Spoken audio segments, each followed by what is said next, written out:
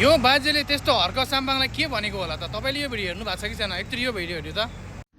यो मुजी गुइया हर्कत त गुइयै नै हो क्या। यो अर्कालाई पाठ सिकाउने, आफूलाई भएको पाठ चाहिँ कसले सिकाउने नि? अरूले सिकायो भने मान्ने नमान्ने। तै राजा तै कस्तो रिस उठ्छ मलाई त यो हर्क साम्बाङ देखेर। के गर्ने अब भनौँ भने के भनौँ? यो मुजी त गए गुज्रेकै हो। मुजी नै भन्छु म त। यो मुजी गुइठे मुजी हर्के मुजी कमसेकम अरूले त्यत्रो समाजले भनिरहेछ, कमसेकम भन्ने मै हुँ राजा मै। कस्तो घमण्डी हे भगवान्! यस्तोलाई त चाँडै लिएर गए हुन्थ्यो नि हो संसदमा।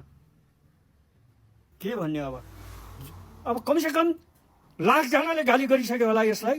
मैले हेर्छु खालि हर्क साम्बाङलाई गाली गरेर म त यसको पुच्छरै हो। यसलाई त म छोड्दिनँ, गाली गरे गर्छु।